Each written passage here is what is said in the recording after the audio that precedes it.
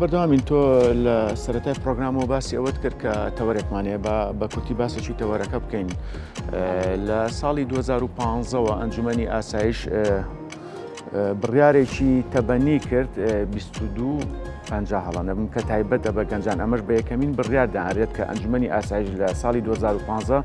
لە دوای جەنگی داعشەوە دەری کردووە. ئامانج لەم بڕیارە چییە؟ دوورخستنەوەی گەنجانە لە جێژاوی تونند و تیژی و ئاڵۆزیەکان بە تایبەتی وڵاتانی کە شەڕ و پێکدادانی تایە. هاوکات لەگەڵ تەبەنیکردنی ئەم بڕیارە چەند وڵاتێک چوون تەبەنی بڕیارەکەیان کرد لە ئێستاشدا لەسەر ئاستی عێراقیان بڵێن بە دیاریکراوی لەسەر ئاستی هەرێمی کوردستان هەوڵەکان بەردەوامە بۆ ئەوەی عێراق هەرێمی کوردستان بچنە ناو ئەو بڕیارەوە. لە ئێستادا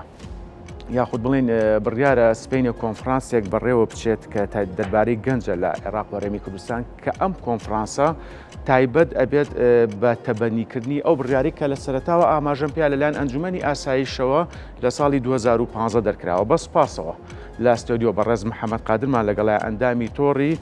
2250 لە ڕێکخراوی ئاشتی و ئازادی لەگەڵمانایە. کاک محەممەد بەیانیت باش، سوپاس لە ئەستۆدیۆ لەگەڵمانای.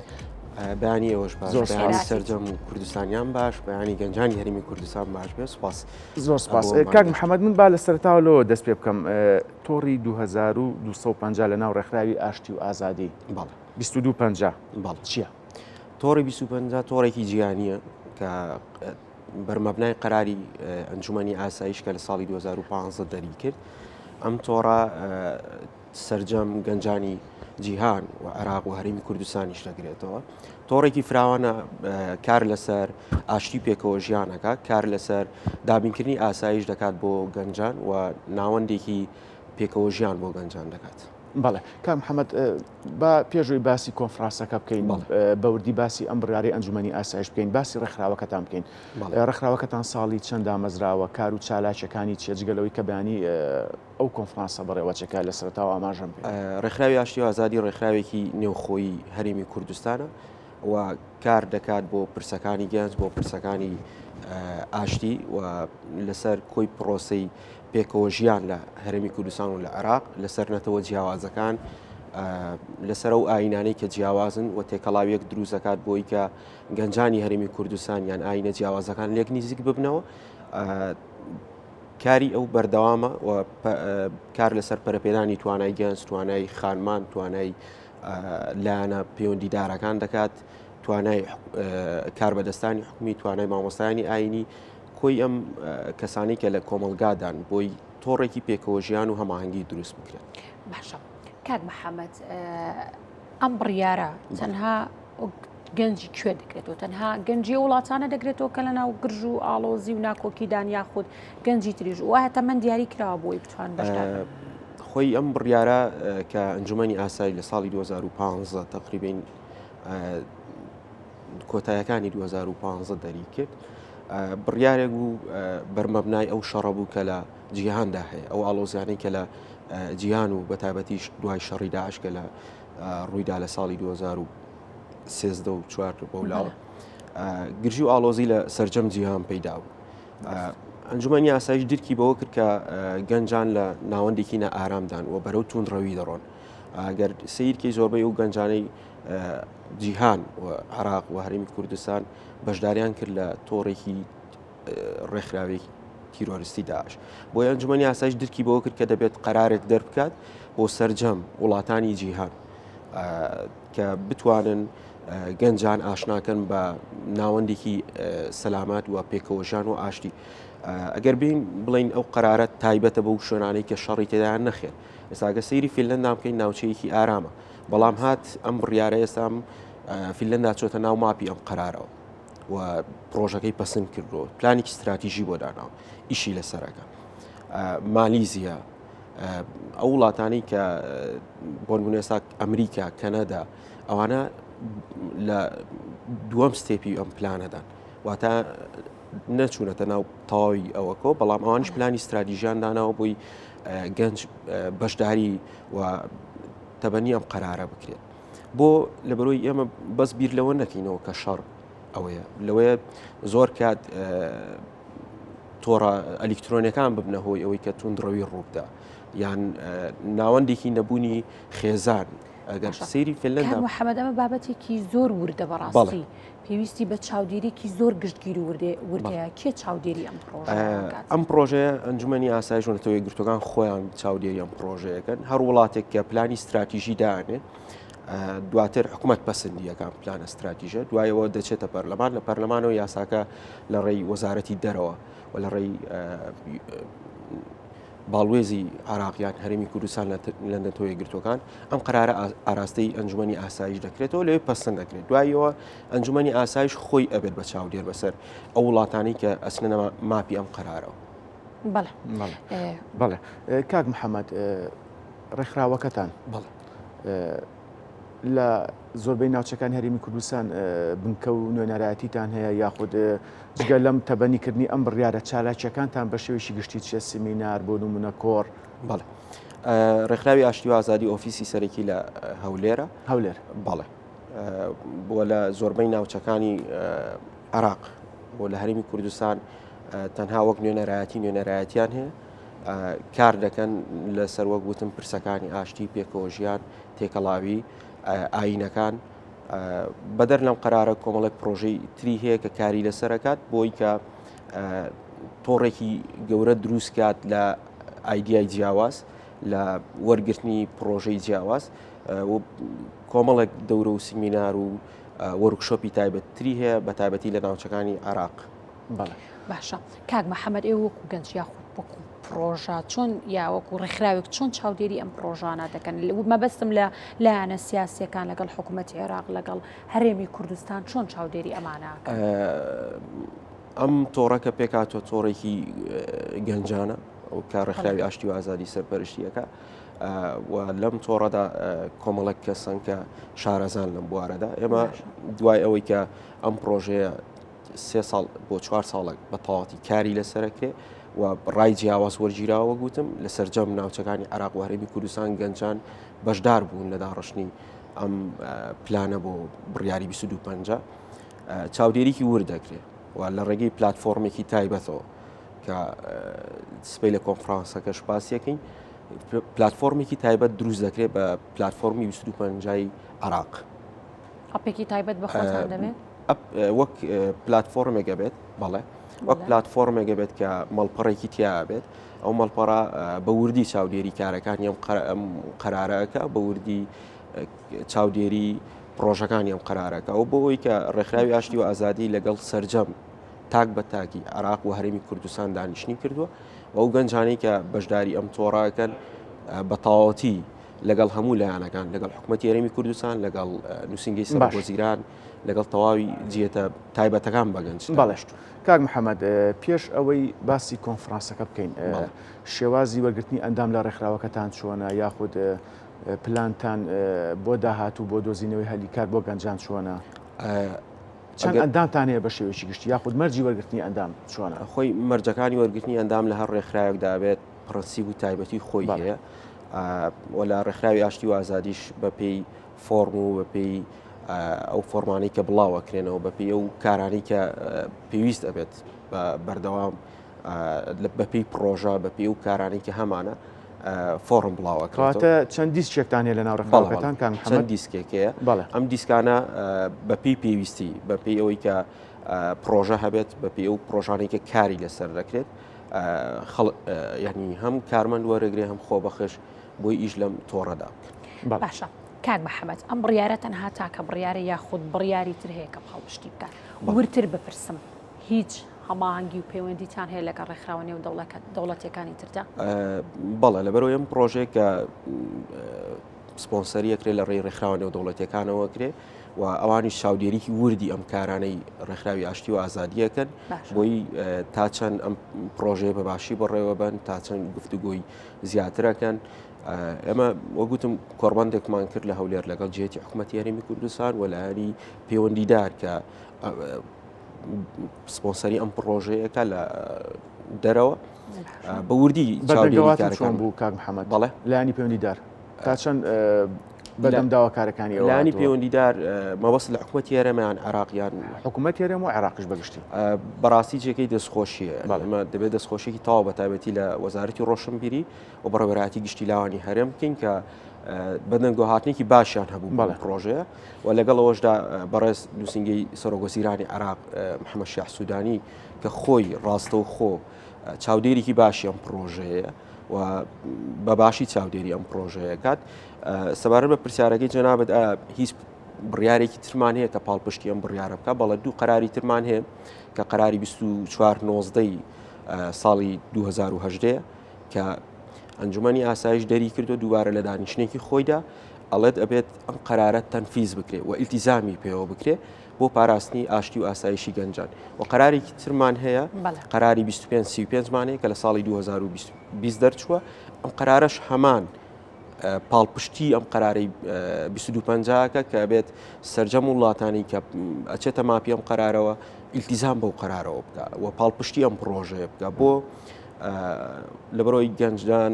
لە دۆخێکی نالەباردان بە تایبەتی وەگوتم ئێمە شەر نییە شەڕی داعش هەبێت میدیا تۆڕی کۆمەڵایەتی فەیسبوک یان ئەو بەتاڵی کە ئێستا بێکاری کە گەنجان هەیەە لە عراق و لە هەرێمی کوردستان و لە زۆربەی وڵاتن با ئێمە هەر باسی هەرێمی کوردستانیش نەکەی وەگوتم فیلەندان بە نمونە هێناوە کە وڵاتێکی ئارامە لە ڕووی شەڕەوە بەڵام هاتووە چۆتە ماپی ئەم قەرارەوە بۆ فیلەندا هەز دەکات لە ڕووی خێزانەوە لە ڕووی تێکچوونی باری کۆمەڵایەتیەوە دواکەوتووە ئەم قەرارە بۆ وانیش هەمان شتە بۆ لەبەرۆی یەکێک لە کارکتەرەکانی ئەم قەرارە ئەوەیە کە بەشداری پێ بکرێتەوە گەنج بەشداری پێ بکرێت گەنج تێکەڵاو بکرێت لەگەڵ کۆمەڵگایە کەواتە کاک محەممەد بەدەمەوە هاتنی گەنج خودی خۆی چۆنە بەدەمەوە هاتنی وەکو تۆڵی ئێستا ڕەنگەش مەرج نەبێت کە ناکۆکی و شەڕ و ئاژاوا بێ لە وڵاتێکدا ڕەنگە میدیا بێت بەدەمەوە هاتنی گەنج بەدەمەوە هاتنی ڕۆژنامەوانان بەدەماواتنی میدیاکان ڕێکخراوەکانی تر چۆنە لەگەڵ ئەم بڕیارەیە بەدەماواتنی گەنج زۆر باشە ئێمە تقریبێنم تۆڕێکی ئیشمان کردووە تا ئێستا نزیکەی 500 گەنج بۆ 600 گەنج بەشداری کردووە لەم تۆڕە لە هەرێمی کوردستان و زیاتریش بەپێی کۆربەند و دەور ئەو خول و کۆربەندانەی کە کراونیانەوە ڕوکشەپانەی کە ئەنجام دراون ئێمە بەردەوام گەنج تێکەڵاوەکرێت شەر نییە گەنجی یەکشەم بان بکرێت زۆربەی ئەو فەیسانی کە بانگەکرێن ناو دووچوانە جیاوازن لە هەر دانیشتێکا گەنجی جیاواز بانگەکرێت بۆ شەر نییە من ڕێی یەکەم هەبێت تۆڕێکی ترت هەیە ئەبێ ئێمە هەمومان پێکەوە بتوانین پلانێکی وا دابنین بۆ گەنج بۆ ئایندەی گەنج تا چەند هەوڵتان ناوە گەنج ئاشنا بکەن بەم بڕیارە بۆ نمونە لە ڕێی کۆڕ بێت لە ڕێی سیمینار بێت بۆ ئەوەی تاچی کۆمەڵ گەنجی ناو کۆمەلگا لەم بڕیارە تێبگات لە دەرکەوتەکانی لە خاڵە باشەکانی ئێمە لە ڕێیەم تۆڕەوە تقریبی نزیکەی 30 گەنج خولی بینی لەسەر ئەم قەرارە دوایە ئەم گەنجانە لە هەر شار و لە هەر ناوچەیەکی خۆی سیمینار و وەرکشۆپی ئەنجام داوە من لە ڕانیەوە هاتووم بۆ کەلار ئەنجامدا بووی گەنجانی کەلار ئاشناکەم بەم قەرارە گەنجێکی ترمان هەیە لە دهۆکەوە هاتوتە شوێنەکانی تر لە ینی تێکەڵاوێکمان دروست کردووە بۆی تەواوی گەنجانی هەرێمی کوردستان و نەک یەک سیمینار و یەک وەرکشۆپ ئەنجام درابێ بەردەوام بووین و لە ڕێی پلاتفۆرمەکانی خۆمانەوە بەردەوام زانیاریمان گەیاندووە کە ئەمە قەرارێکە تایبەتە بە گەنج و ڕای خەڵکمان وەرگرتووە ڕای گەنجانی هەرێمی کوردستان بەدەر لەم گەنجانی کە بەشداری ئەم تۆڕە بوون لە دەرەوەی ئەم تۆڕەش گەنجانی تر بەشداریان کردووە و بەتاوەتی بەڵە ڕاپرسیش کراوە سەرجەم سێکتەرە جیاوازەکان ئەم ڕاپرسیانەکرێت کاک محەممەد لەسەر ئەم قەرارە ئەم ڕاپرسیە کراوە لەبەرەوەی ئێمە تەرکیزی تەواومان لەسەر ئەم قەرارێ ئەم قەرارەگەر بچێتە بواری جێبەجێکردنەوە ئیلتیزامی پێ بکرێت لەوەیە گەنج بچێتە قۆناغێکی ترەوە بتوانێت لە قۆناغێکی تر دابێت یعنی ئەگەر گرفتێکە بێ کاک محەممەد لەم جۆرە کۆنفرانسانەدا یاخود لەو سیمینار و وەرکشۆپانێکن ڕای گەنجانی وەردەگیرێت بەڵێ بەدڵنیاییەوە ڕای گەنجان لا ئێمە گرینگە لەبەرەوەی وەکوتم قەراری 25 تۆپی قەرارەکە گەنجە بۆ گەنجان درراوە بۆ کەواتە کاک محەممەد باچینە سەر ئەسلی مۆزۆعکە باچین سەر کۆنفرانسەکە بابزانین چەند ڕۆژ بەردەوام دەبێت چین ئەوانەی بەشداری ئەەکەن بە دیاریکراوی باسی چی ئەکرێت لەم کۆنفرانسەدا کێ پێی هەستاوە بڵێ ئەم کۆنفرانسە ڕێکخراوی ئاشتی و ئازادی بە پاڵپشتی حکوومەتی هەرێمی کوردستان و حکوومەتی عراق ئەنجامی دەدات ئەم کۆنفرانسە بەشداری گەنجە و بەشداری لایەنی حکومیە و بەشداری ڕێکخراوەکانە بەشداری حکوومەتی عراقە و تەواوی ئەو ڕێکخراوانەی کە پەیوەندن بە گەنجەوە بەشداری ئەم کۆنفرانساکەن. ئەم کۆنفرانسە سەبارەت بە پلانی استراتیژی نیشتیمانیە. ئێمە وەگوتم گەیشتونێتە کۆتا خۆنە کە ئەم قەرارە پلانێکی بۆ دانراوە، پلانەکەمان تەواو کردووە، ڕای سەرجەم گەنجانی هەرێمی کوردستان و عراق وەرگیراوە، لەسەر ئەم ڕێی ئەوان هاتوین ئەم پلانە نیشتیمانیە دانرا. ئەم پلانت لەم کۆنفرانسەدا بۆ 1 ڕۆژ بەردەوامە بێت. ئەم پلانە تەسلیمی حکوومەتی عراق و حکوومەتی هەرێمی کوردستان ئەکرێت. وەگوتم بەپێی ئەوەی کە ئێمە سەر بە دەوڵەتی عراقین، هەر قەرارێک لە ئەنجومەنی ئاسایشەوە دەرەچێت ئەبێت حکوومەتی عراق خۆی ئیمزای لەسەر بکە و بینێرە مەجلیسی. بەڵێ کاتە کاک محەممەد ئەم هەوڵانی ئێوە پێویستی بە پلانێکی استراتیژی نیشتیمانی هەمەلایەن نییە بۆی دوجار تەبەنی بکرێ بڕیارەکە ئەنجومەنی ئاسایش و لە بەرژەوەندی لاوانە بێت. بە دڵنیاییەوە لە سەرەتاشە ئاماژەم پێکرد پاڵپشتێکی تەواو هەیە و تەواوی ئەو ڕەیانە وەرگیراوە. هەر کەسێک ڕێیەکی جیاوازی هەو بێ لەم پلانە جێی کراوەتەوە بە خزمەتی ئەوەی کە خزمەتی گەنج بکرێت. ئەو ڕێی جیاوازە من شتێکیکەی بە دروستکردم ڕێکخراوەکانی تر لە عێراقیان لە هەرێمی کوردستان هاوکارتان نەبوون بۆ ئەوەی هەوڵەکان بەردەوام بێ بۆ تەبەنیکردنیە بڕیاری ئەنجومەنی ئاسایش. ئێمە لە هەر دانیشتنێکە کە دانیشتن ئەنجامەدرێن وەرکشۆپێک یان سیمینارێک تایبەت بەماکرێت ڕێکخراوەکانیش بانگێشەکرێت، ڕێکخراوە جیاوازەکانیش. شەرت نییە کەسێک ئەندامی تۆڕی ڕێکخراوی ئاشتی و ئازادی بێ. سەرجەم ڕێکخراوەکانی تریش بانگێش کراون و ڕێی ئەوانیش وەرگیراوە. دوجار ئەوانیش لە ناو کۆمەلگای هەرێمی کوردستان لە ناو کۆمەلگای عراقیدان ئەزانن گەنج چی پێویستە. گەنجێک من لە هەرێمی کوردستان نازانم گەنجێک لە دیوانیە چی پێویستە. کاک محەممەد چێنەوانی بە دیاریکراوی بەشداری ئەم کۆنفرانساکەن چونکە بەڕێستان وتان بە بانکێشنامە ئەوانی کە بەشداری دەکەن بەشدار دەبن کاتێک چێن ئەوانی کە بەشدارە ئەوانی کە بەشدارە بن زیاتر گەنجن و لەم کۆنفرانسی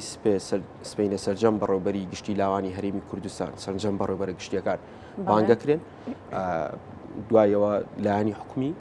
و لایەنی حکوومەتی هەرێمی کوردستان و لایەنی حکوومەتی عراق و سەرۆکایەتی پەرلەمان بانگەشت کراون لە پەرلەمانی عراق هەم لە پەرلەمانی هەرێمی کوردستان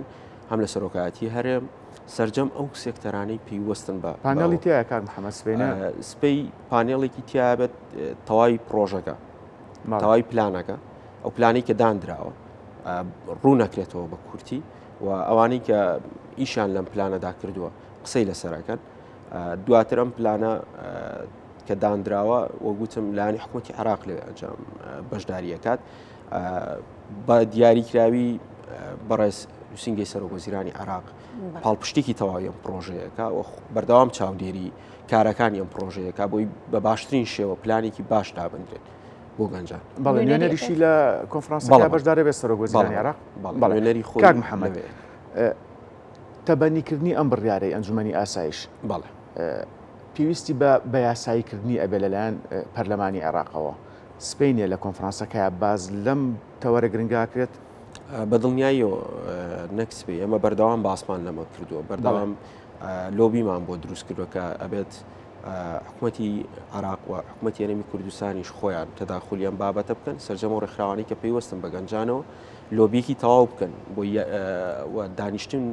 کراوە لەگەڵ پەرلەمانی ئەندامانی پەرلەمانی عراق و هەرێمی کوردستان کە پاڵپشتێکی تەواوی ئەم پرۆژەیە بکەن بۆی قەرارێکی بۆ دەرچێت لە پەرلەمانی عراق. خۆی هەر پلانێک کە دانرێت تایبەت بە گەنج بێت تایبەت بە هەر سێکتەرێکی تر بێت ئەبێت یاسایەکی بۆ دەرچێت لە پەرلەمانی عراق بۆی جێبەجێ بکرێت لە عراقش. کەواتە مادەم هاتینە سەرباسی یاسا نەمێ پرسیاری ئەو بکەم کاک محەممەد بەپێی گۆڕانی سەردەم و بەپێی ئەو ڕووداوانی ڕۆژانە دەبینی ڕوودەدا ساڵ بۆ ساڵشتی تازە دێتە ناوە یاساکانیش گۆڕانکاریان بەسەرات ئەم ڕێکخراوە ئێوە یاخود ئەم پلان و بڕیارانەی کە هەیە ئێوە ساڵانە گۆڕانکاری بەسەردادێنن یاخود دڵین دەتوانین بڵین لە ڕێگەی ئەم کۆنفرانسانەوە ئەم پلانانە ساڵانە ئەپدێتی تازە دەکرێتەوە بۆ ئەوەی بتوانرێت لەگەڵ گۆڕانکاریەکانی سەردەمدا لە بەرژەوەندی گەنجان بێت. بە دڵنیایەوەیەکێک لە بابەکانی ئەم پلانەوەیە کە چاودێری یەکرێت بەپێی هەلومەرج بەڵام ئەم پلانە لە پلانی 25 بۆ 30 ئەم پلانە استراتیژیە نیشتیمانی خۆی هەر پلانێکی نیشتیمانی کە داهاندرێ بەلانی کەمە بێ پلانێکی 3 ساڵی بێ یان 5 ساڵی بێت بۆی ئیشی لەسەر بکرێت. ئەم پلانە پلانی 25 بۆ 30 پێڵێت کە 5 ساڵە پلانێکی نیشتیمانیە بۆ 5 ساڵ لەوەیە لەم 5 ساڵەدا گۆڕانکاری تێدا بکرێت بە پێی هەلومەرج و خۆت باست کرد و چاودێریشیەکرێت لە ڕێی ئەو پلتفۆرمانە یان ئەو مەڵپەڕانەی کە ئێمە دروستیەکەین دواتر لە 2030 دەکرێت گۆڕانکاری لەمەدا بکرێت بەپێی ئەو هەلومەرجەی هەیە و نەک لە 2030 لەم 5 ساڵێکی هەشە قرارەکان وەک خۆت وتت گۆڕان ینی هەلومەرجی ناوچەکە لەوەی گۆڕانکاری بەسەردابێت و بەردەوامی چاودێریەکری. کاک محەممەد سپێنێت لە کۆنفرانسەکە ڕاستپاردەتانە بێت ڕاستپاردەکە چیە ئایا لە دووتێی نامیلکێکە بڵاو یەکەنەوە یان لە ڕێ ڕاگەنراوێکە بۆ نمونە بەڵێ سپەی هەم ڕاستپاردە هەیە هەم نامیلکەیە بۆ گوتم پلانی استراتژی بۆ خۆی نامیلکەیە نامیلکەیەکە کە تەواو دانراوە و ڕێی هەموو کەسیتیە هەر بە زمانی کوردی یاخود بە زمانی عەرەبی و بە کوردیش. بەڵێ ئەی کاک محەممەد ئەکرێ بڵین ئەم کۆنفرانسە سەرەتایەک بێ بۆ بەڕێوەچوونی کۆنفرانسی تر لە شاری هەولێر بێ لە دۆک بێ یاخود لە باشوور و ناوەڕاستی عێراق بۆ نمونە لە بەغداد بێت ئەمە ئەبێ ئەکرێ بڵین ئەم کۆنفرانسە سەرەتایەکە ئەم کۆنفرانسە سەرەتا نابێەوە پێشتریش ئەنجام درراوە پێشتر لە بەغدا کۆنفرانسی تر کراوە لە هەولێر کراوە لە شارەکانی تریژن بەردەوامیژە بێ بەردەوامە بەپی ئەم پلانە بێت بەپی پشتیوانی حکوومەتی عێراق بێت بەردەوامە بێت و ئەمەش وەک گەنج خۆمان چاودێری تەواوی ئەم پرۆژەیەکی. بەڵێ بەڵێ ئەی لە شارەکانی تر بۆ نمونە لە کەلار لە کفری لە هەڵەبجا بەنیازن لە داهاتووە بەدڵنیایەوە وەک کۆنفرانس زۆر تەرکیزمان لەسەرەوەی کە وەرکشۆپ بکەین کۆنفرانسی گەورە کەمتر بەردەوام کۆنفرانس کراوە ئێمە نەک لەگەڵ ڕێکخراوی ئاشتی و ئازادی لەگەڵ سەرجەم و ڕێکخراوانەی کە لە هەرێمی کوردستاندا هەیە لە ساڵی 2010 چاومان لەسەرەوەیە کە بەشداری کارای گەنج بکرێت گەنج تێکەڵ بکرێتەوە بە کۆمەلگا و شتێکی تریش کە لەم قەرارەدا هەیە لە بیرم چوو باسی بکەم ئەوەیە کە گەنج بەشداری بکە لە ناوەندی قەراردا ینی یەکێک لە تایپەکانی ئەم قەرارە ئەوەیە ئەبێ گەنج بەشداری ناوەندی قەراردا بێت گەنج بەشداری دانوستانەکانی ئاشتی بکە لە سەرانسەری جیهاندا ڕۆی هەبێ لە بڕیارە ڕۆی هەبێ لە بڕیاری سیاسیدا لەو قەرارانەی کە دەدرێت تایبەت بە ئاشتی و بەڵێ ئەگەر شتێکت ما بێت کاک محەممەد من زۆر سپاسان دەکەم هیوادارم گەنجانی هەرێمی کوردستان بێ ئومێد نەبن و ئێمە خۆمان هەموو وڵاتێک وایە کە کارەکرێت هەموو وڵاتێک کێشەی هەیە بەڵام هەرێمی کوردستانیش بە دەرنێ لە کۆمەڵک ئەو ئاڵنگاری ئەو کێشانێکە هەیە گرنگەوەیە گەنجانی هەرێمی کوردستان کۆڵ نەدەن و بەردەوام بن و کار بکەن بۆی کە ناوەندێکی ئارام ناوەندێکی باشی گەنجان دابین بکەین بۆ گەنجانی هەرێمی کوردستان و عێراق گشتی. بەڵێ بەڕێز محەممەد قادر ئەندامی تۆڕی 2250 لە ڕێکخراوی ئاشتی و ئازادی سوپاس لە ستۆدیۆ لەگەڵ ما بوون سەرکەوتوبوونەوە کەمیشە سپاس بۆ ئێوە زۆر سپاس. بەڵێ